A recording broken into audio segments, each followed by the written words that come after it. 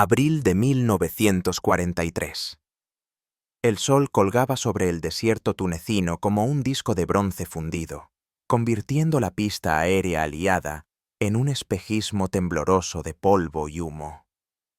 Los motores tosían, la arena silbaba bajo las botas, y el aire olía a aceite caliente y caucho quemado. Los mecánicos gritaban para hacerse oír por encima del zumbido de las hélices, cada uno luchando contra el tiempo para reparar los cazas que regresaban de la misión matutina. Entre ellos se movía el sargento Frank Darrant, con las mangas arremangadas y los ojos enrojecidos tras noches sin dormir. Su uniforme, que alguna vez fue verde oliva, tenía ahora el tono apagado de la ceniza y el sudor. Un P-40 Warhawk llegó cojeando al campo, dejando una estela de humo, con el tren de aterrizaje tambaleándose al tocar tierra. El piloto nunca abrió la cúpula. El avión derrapó, chocó contra un montículo de arena y se detuvo con un gemido metálico apagado. Durrant corrió hacia él antes de que alguien dijera una palabra. El calor del capó le quemó los guantes mientras subía y forzaba el cierre. El rostro del piloto estaba gris, sin vida, con la máscara de oxígeno aún sellada a la piel. Sus manos permanecían inmóviles sobre los gatillos. Las dos ametralladoras Browning calibre .50 montadas en las alas estaban atascadas a mitad de la cinta de munición, con los cañones ennegrecidos y mudos. A su alrededor, el campo quedó en silencio, salvo por el lento chasquido del metal enfriándose. Durrant abrió el compartimento de las armas y miró dentro. El olor a lubricante quemado le golpeó como un puñetazo. Uno de los pernos estaba completamente fundido, deformado por el calor y la presión. Lo golpeó una vez con una llave inglesa y todo el conjunto se agrietó por la mitad. La causa de la muerte estaba allí mismo. No era una bala ni un error, sino una falla en el mismo corazón del arma que debía proteger al hombre que la empuñaba. Permaneció inmóvil mientras los camilleros se llevaban el cuerpo. El rugido de los aviones que despegaban se desvaneció en el horizonte, dejando solo el viento raspando el metal roto. Durante meses habían visto repetirse la misma tragedia. Las armas se atascaban en pleno combate, y los pilotos quedaban indefensos mientras los cazas enemigos se acercaban. Los informes oficiales culpaban al fuego excesivo, pero Durrant sabía que no era así. Era siempre el mismo maldito perno, siempre el mismo. Se agachó junto al Warhawk destrozado, sintiendo cómo la pintura chamuscada se deshacía entre sus dedos. La arena bajo las alas brillaba con casquillos de latón, cada uno una chispa perdida de furia desperdiciada. En lo alto, el cielo parecía limpio y despiadado, como si se burlara de los hombres que luchaban bajo él. Durrant apretó la mandíbula. Los manuales lo llamaban un problema de tolerancia mecánica, algo que ningún mecánico de campaña podía resolver. Pero los manuales no habían visto esto. Esa noche, cuando los hangares quedaron en silencio y el desierto se enfrió hasta adquirir un tono azul fantasmal, Durrant permaneció junto a los restos del avión mucho después de que los demás se hubieran marchado. Limpió el perno arruinado con un trapo aceitoso, girándolo bajo la luz de la lámpara. Su superficie relucía débilmente, deformada en extrañas ondas, como si el metal mismo hubiera gritado. Lo colocó sobre el banco de trabajo junto a sus repuestos, idénticos, pero distintos. En algún lugar profundo, una idea empezó a tomar forma, pequeña y temeraria, como una chispa que busca aire. Las semanas siguientes convirtieron el aeródromo en un horno de ruido y agotamiento. Cada amanecer comenzaba con la tos de los motores y terminaba con el golpeteo metálico de las llaves contra el acero. La guerra sobre el norte de África se había transformado en una batalla de desgaste, y las Browning M2, los orgullosos dientes de los cazas estadounidenses, empezaban a romperse bajo el peso de sus propias promesas. Los pilotos exigían mayor alcance, ráfagas más largas, índices de derribo más altos. Las ametralladoras no podían ofrecer nada de eso. Durant las vio fallar una y otra vez. Observó a los mecánicos desmontar los compartimentos de armas hasta que sus dedos sangraban, raspando residuos, cambiando cañones, limpiando los conductos de alimentación que se atascaban incluso después de las inspecciones. Los manuales eran claros: nunca exceder ráfagas de 4 segundos. Pero los cielos no obedecían manuales. Los Messerschmitt alemanes atravesaban las formaciones como cuchillas, y los pilotos estadounidenses mantenían presionado el gatillo hasta que las armas gritaban. Ese grito siempre terminaba del mismo modo, con silencio, humo y restos cayendo al suelo. Empezó a contar. 12 aviones inmovilizados en 2 semanas. 8 regresaron llenos de agujeros de bala. 5 pilotos muertos. Las cifras se grabaron en su mente más profundamente que el sueño. Los informes subían por la cadena de mando, cada uno sellado con la misma respuesta. Error del operador. No modificar los ajustes de fábrica. Durant leyó esas palabras bajo una bombilla parpadeante una noche y sintió el lento ardor de una rabia impotente. Para entonces, el desierto se había convertido en un cementerio de fuselajes desmantelados. La luz del sol hacía que cada pedazo de metal brillara como un espejo, cegándolo mientras trabajaba. El calor deformaba las herramientas, derretía la grasa y cocía la munición hasta que los cartuchos explotaban en las armas abandonadas. El aire olía a latón y sudor. En un rincón del hangar, una hilera de pernos rotos descansaba en una bandeja oxidada, todos ennegrecidos, retorcidos e inútiles. Empezó a estudiarlos durante los breves descansos, recorriendo los bordes con la yema de los dedos. Los antiguos se veían más gruesos, más toscos, casi como si hubieran sido fabricados a mano. Los nuevos, repuestos oficiales de fábrica, tenían un brillo extraño, más claro y liso, como si hubieran sido pulidos por orgullo en lugar de por presión.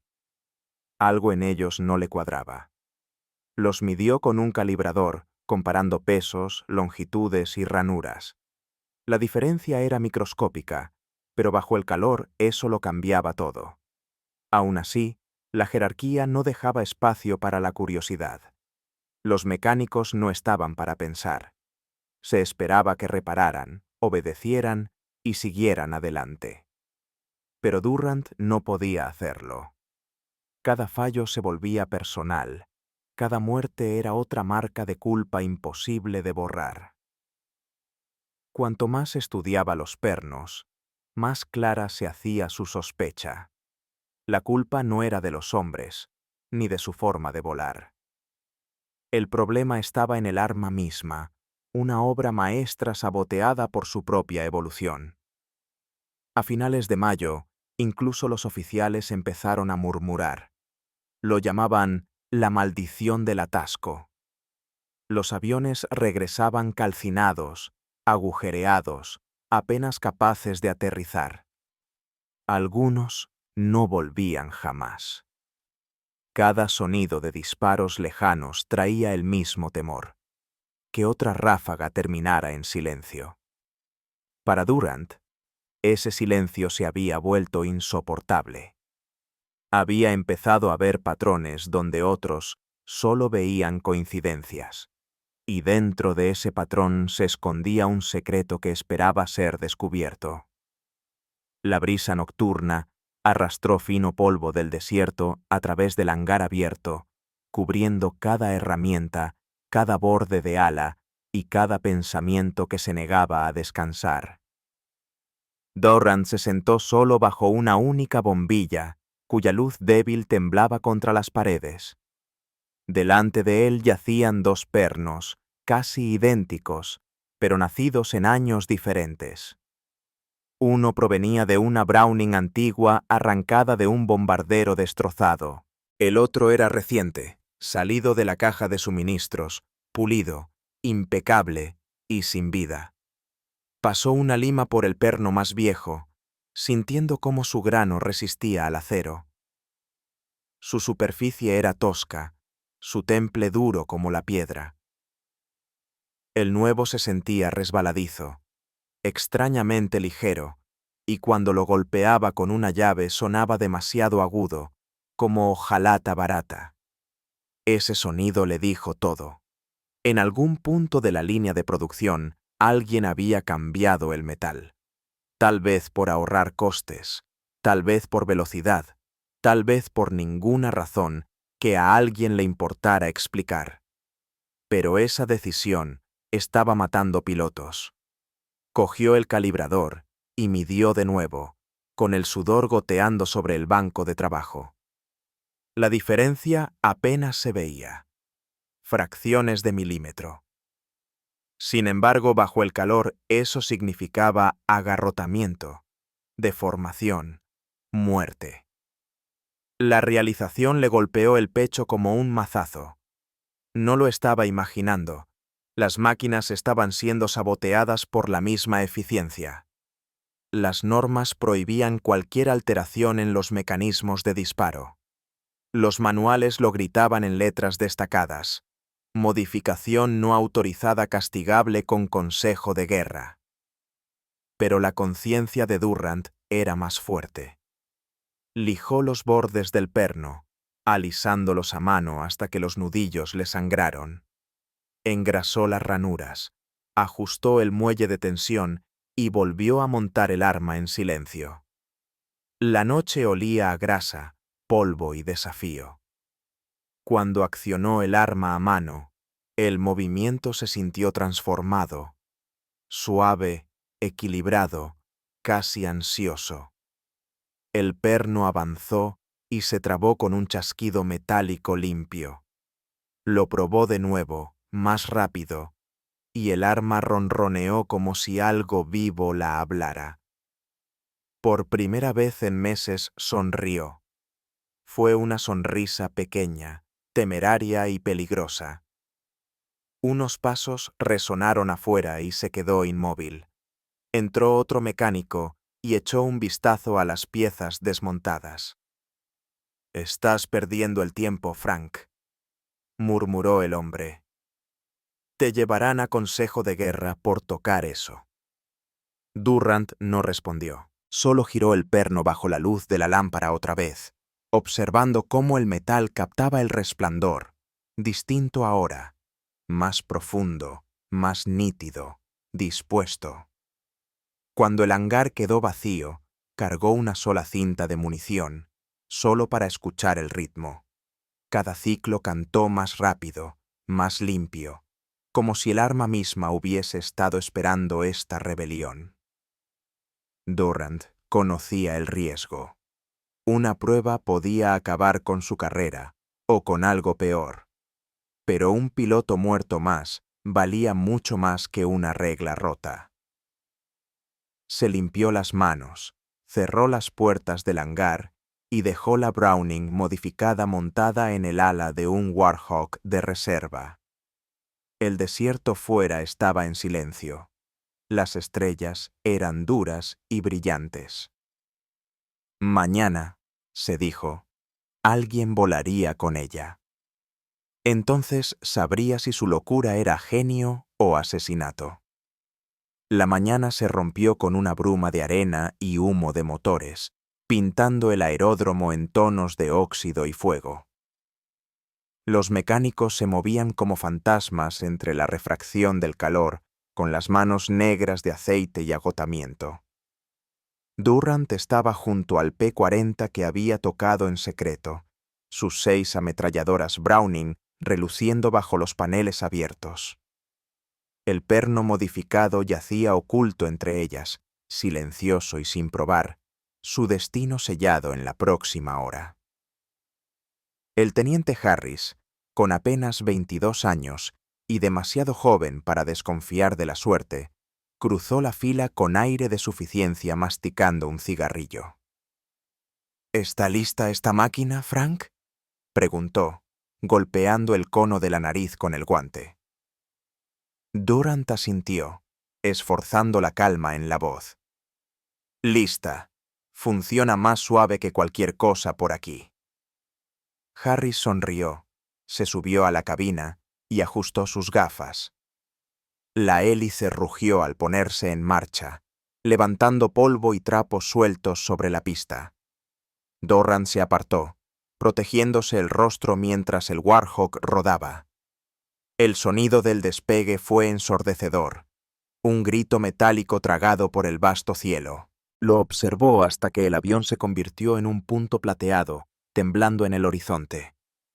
Por un momento el hangar pareció demasiado silencioso, como si cada respiración aguardara que algo se rompiera. Entonces la radio crepitó. ¡Enemigos a las 3 en alto! ¡Se acercan rápido! Siguió estática, aguda y violenta. Durant se quedó inmóvil. La patrulla había topado con una barrida alemana cerca de Túnez, Messerschmitts, zambulléndose desde el sol. Voces se superpusieron en el altavoz, órdenes, maldiciones y miedo. Casi podía oír el traqueteo de las armas a millas de altura, que resonaba a través de la estática como un trueno lejano. Los minutos se alargaron como horas. Los mecánicos se apiñaron en torno a la radio, en silencio y sudando. Entonces la voz de Harris atravesó el ruido, firme, sin aliento, con vida. Armas activas, siguen disparando, sin atascos. Durant sintió que algo dentro de él encajaba en su lugar. El hangar estalló en vítores, hombres apiñándose alrededor del receptor. Las ráfagas de Harris continuaban una tras otra, cada informe un milagro. El combate terminó tan de pronto como había empezado. 2 cazas enemigos derribados, ninguna baja. El Warhawk regresó con humo saliendo de sus alas, pero sus armas, seguían funcionando. Cuando el avión se detuvo, Harris saltó sonriente, su mono de vuelo marcado por quemaduras de pólvora. «Lo que sea que hayas hecho, Frank», dijo riendo, «vuelve a hacerlo». Los cañones estaban al rojo vivo, los pernos ennegrecidos por el calor, pero cada mecanismo funcionaba a la perfección. Esa noche Durant desmontó el arma otra vez, con las manos temblando mientras inspeccionaba el perno. La superficie estaba dañada, pero intacta, las tolerancias perfectas. Había resistido lo que debería haberlo roto 10 veces. Lo miró bajo la luz de la lámpara, el reflejo parpadeando como un latido. El experimento dejó de ser teoría. Era prueba. Al amanecer, 5 aviones más esperaban en el hangar. Cada uno llevaría un perno modificado, cada uno una rebelión silenciosa contra el manual. Durant trabajó durante la noche, las herramientas cantando al ritmo de su pulso. Cada chispa, cada giro de la llave llevaba la misma verdad peligrosa. Estaba cambiando la guerra, un perno robado a la vez. El rumor se propagó más rápido de lo que cualquier orden podría hacerlo. Los pilotos susurraban acerca de un escuadrón cuyas Browning no se atascaban sin importar cuánto ardieran los cañones. Los mecánicos compartían historias en las tiendas del comedor, con voces bajas y miradas atentas.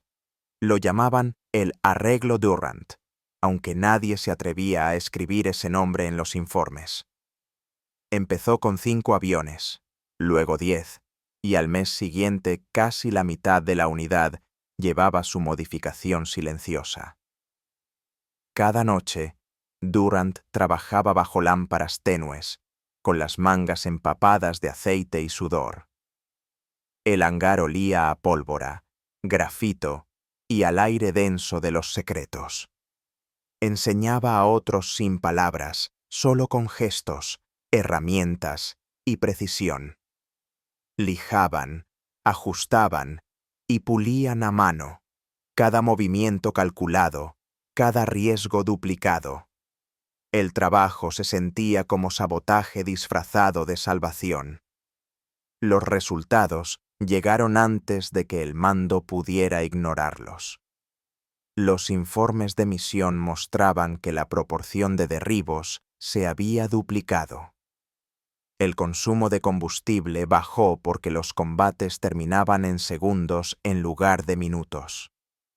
Los cazas enemigos rompían formación antes, incapaces de resistir las ráfagas implacables que ya no fallaban en pleno aire. Lo que los manuales calificaban de imposible se volvió rutina.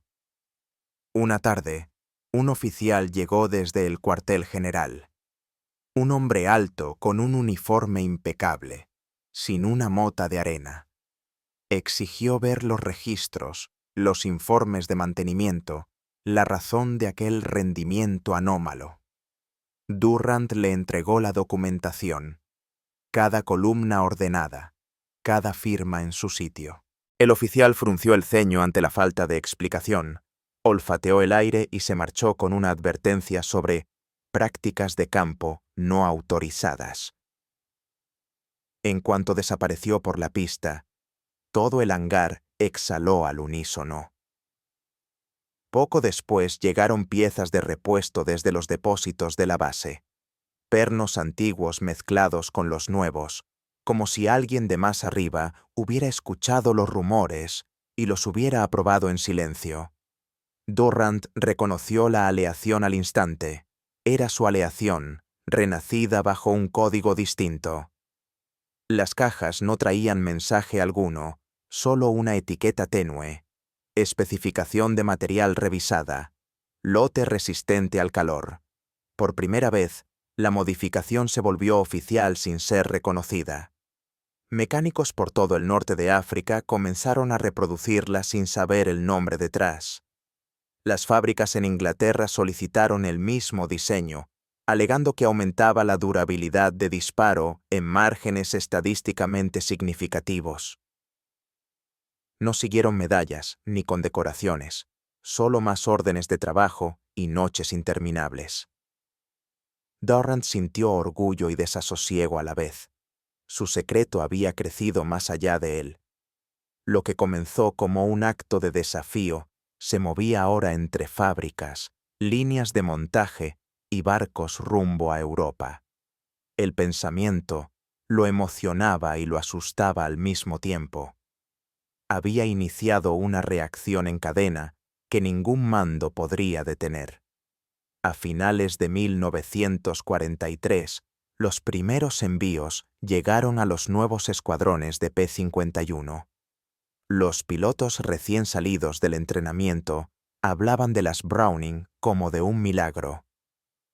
Durant, trasladado a una unidad de ingeniería en Inglaterra, observó cómo descargaban las cajas bajo la lluvia fría.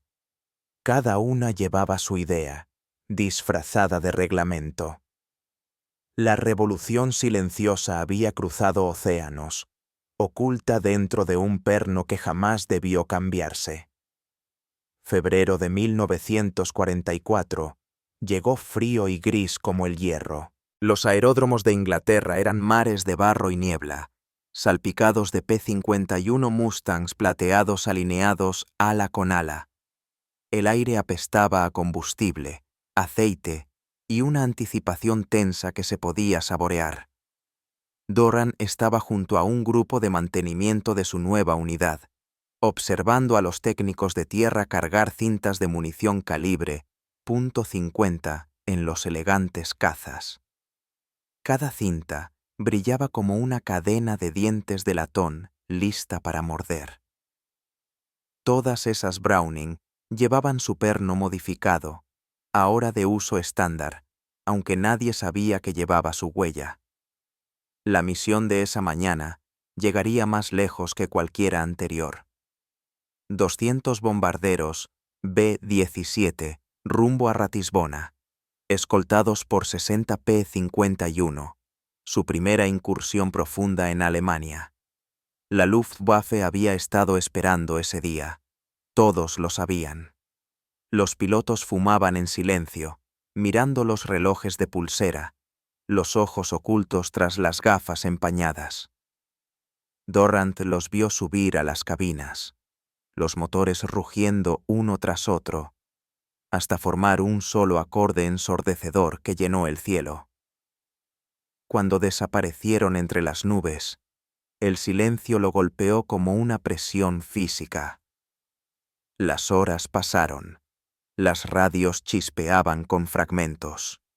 Números, coordenadas, voces apenas humanas entre la estática.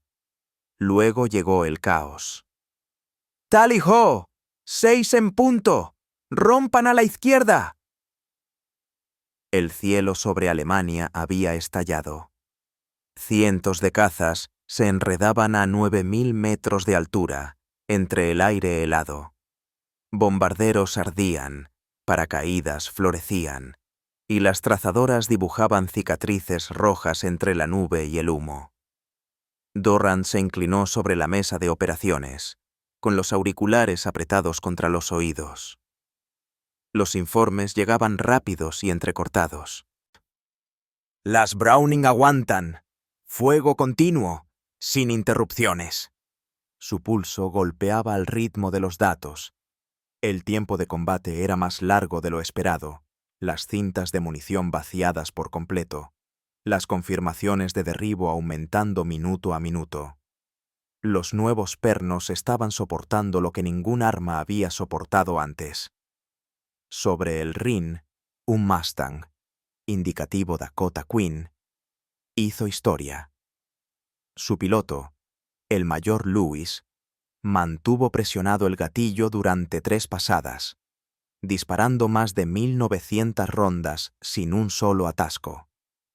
Los testigos juraron que el avión parecía vivo, con las trazadoras tejiendo tormentas de fuego entre la niebla. Cuando aterrizó horas más tarde, sus alas humeaban y los cañones ardían, pero cada arma seguía funcionando. Los mecánicos lo rodearon incrédulos. Esa noche, el informe posterior a la misión confirmó lo que nadie se había atrevido a prever. Las pérdidas enemigas superaron cualquier registro reciente. La Luftwaffe había sido destrozada en pleno vuelo, sus formaciones colapsando bajo la precisión implacable de un fuego continuo. Los comandantes atribuyeron el éxito a la disciplina de los pilotos y a la excelencia del mantenimiento, pero la verdad residía en un puñado de pernos modificados, productos de una desobediencia nacida en el calor del desierto. Durrant leyó el informe bajo la luz tenue de una lámpara del barracón. El lenguaje era frío, clínico, lleno de porcentajes y jerga mecánica. Pero bajo esos números vivía el rugido de los motores, el humo de la victoria y los fantasmas de los hombres que habrían muerto de no ser por aquel único cambio prohibido. Exhaló despacio, el sonido perdido en el viento que hacía vibrar las ventanas. Por primera vez, la guerra en el aire se había inclinado, y ese equilibrio nunca volvería a su lugar. Semanas después del bombardeo de Ratisbona, los aeródromos se llenaron de aviones que regresaban desde todos los rincones de Europa. Los motores chisporroteaban, las tripulaciones salían tambaleándose, y la nieve se volvía gris bajo el aceite que goteaba. La victoria tenía un olor propio: combustible quemado, cordita y acero frío. Sin embargo, detrás de la celebración se oía el zumbido discreto de la burocracia que ya comenzaba a reescribir lo sucedido. Durant se sentaba en su escritorio rodeado de montones de hojas de mantenimiento, su nombre perdido entre columnas de cifras. La maquinaria de guerra no recordaba a los hombres, recordaba las curvas de rendimiento. Una mañana llegó un memorando sellado como confidencial. Elogiaba la fiabilidad mejorada del mecanismo Browning bajo estrés térmico sostenido, atribuyéndola a continuas mejoras en la composición del material y la precisión de fábrica. Durant lo leyó 2 veces, con una expresión imposible de descifrar. Los ingenieros que nunca habían visto un combate ahora recibían el crédito por el milagro que había salvado a cientos de pilotos. Apoyó las manos planas sobre el papel y la tinta se corrió ligeramente bajo sus dedos. No había mención alguna del norte de África, ni rastro del momento en que había limado aquel primer perno prohibido a la luz de una lámpara. Afuera, el hangar resonaba con risas y canciones de victoria. Los pilotos bromeaban sobre sus nuevas ametralladoras, sin saber que el cambio había comenzado con un solo acto de desafío años atrás. Harris, ahora jefe de escuadrón, le envió una postal desde Italia. Solo un agradecimiento garabateado y un dibujo de una bala con alas. Durant la mantuvo clavada sobre su litera, prueba silenciosa de que al menos su nombre recordaba. Pasaba las noches inspeccionando los modelos de producción más recientes.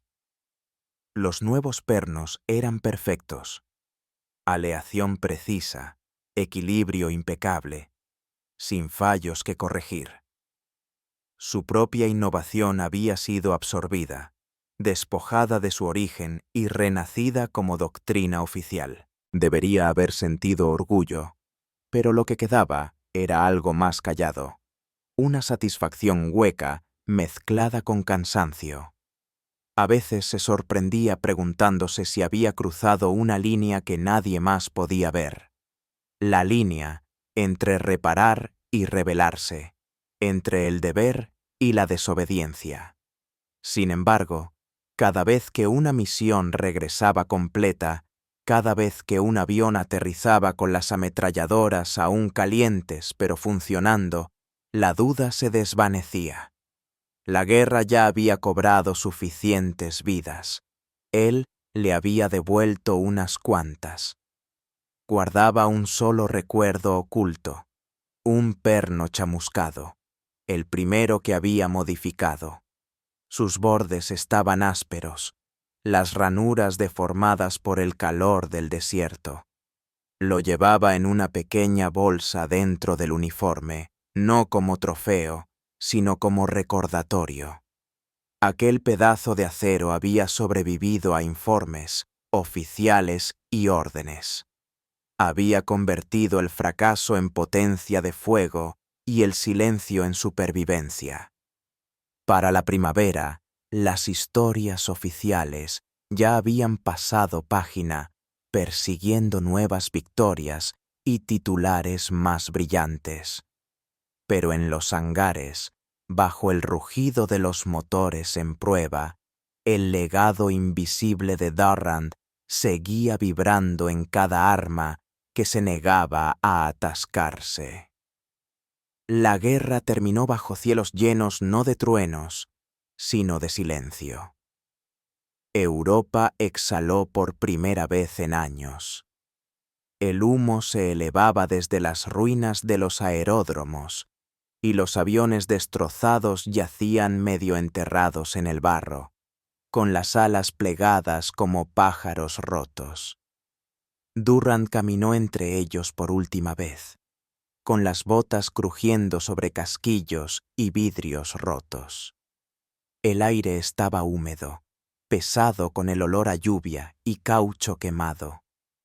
La victoria había llegado, pero se sentía extrañamente vacía, como una máquina que ya no recordaba su propósito. En otoño llegaron sus órdenes. Documentos de desmovilización sellados y firmados. No hubo ceremonia ni saludo, solo un apretón de manos de un oficial cansado y una línea en un formulario, liberado a estatus civil. Empacó sus pocas pertenencias en una bolsa de lona. El uniforme, las herramientas y el perno chamuscado que había guardado desde el norte de África. Esa noche, mientras el tren avanzaba entre la niebla que cubría el campo, observó cómo los hangares lejanos desaparecían, sus luces reduciéndose hasta disolverse en la oscuridad. No miró atrás. El hogar era un pequeño pueblo en Kansas, tranquilo y sin cicatrices de guerra. Alquiló un taller polvoriento en la calle principal y pintó un letrero sencillo sobre la puerta. Durant's Garage, reparaciones y motores. Los vecinos llevaban tractores, camiones, incluso bicicletas. Trabajaba con la misma precisión que antes había dedicado a los Mustangs, aunque ahora las herramientas vibraban contra el metal oxidado de granja en lugar del acero de los cazas. El olor a aceite y grasa lo acompañaba siempre, familiar y extrañamente reconfortante. Pasaron los años. Los periódicos se llenaron de historias sobre los grandes héroes de la guerra, ases, generales, inventores, pero nunca mecánicos. El nombre de Durant se desvaneció en el silencio, enterrado bajo el ruido del tiempo de paz. A veces, en las noches tranquilas, encendía la radio y escuchaba a los comentaristas hablar sobre avances tecnológicos que habían cambiado la guerra aérea. Elogiaban la eficiencia, la metalurgia, la innovación industrial. Ninguno sabía que todo había empezado en un hangar del desierto con un simple cambio de perno que todos consideraron idiota. Una tarde de primavera, décadas después, un desconocido cruzó la puerta del taller. El hombre llevaba una vieja chaqueta de vuelo con insignias descoloridas. Sus ojos se iluminaron al leer el nombre sobre el mostrador. «Usted estuvo con el 57º Grupo de Cazas, ¿verdad?», preguntó. Durant asintió lentamente. El visitante sonrió, casi incrédulo. «Usamos su arreglo», dijo en voz baja. «Salvó a mi tripulación más de una vez». Durante un largo momento ninguno habló. El viento hizo vibrar los cristales de las ventanas, trayendo el olor a combustible desde la carretera. Entonces Durant soltó una pequeña risa áspera, su voz quebrada por años de silencio. «No fue un arreglo», dijo. «Solo un perno que por fin hizo su trabajo». Después de que el visitante se marchara, se quedó de pie junto al banco de trabajo, observando la reliquia que había mantenido oculta todos esos años. El metal se había oscurecido con el tiempo, pero los bordes seguían afilados. Lo colocó con cuidado en la estantería junto a una llave desgastada y apagó las luces. El taller se hundió en la quietud. Afuera, el anochecer cubría las llanuras, silencioso y sin fin. El mundo nunca sabría su nombre, pero cada vez que una máquina disparara limpia y fiel, una parte de su desafío seguiría viva, arrastrada a través del tiempo por un solo acto de valor, forjado en el silencio y recordado por los cielos que él ayudó a recuperar.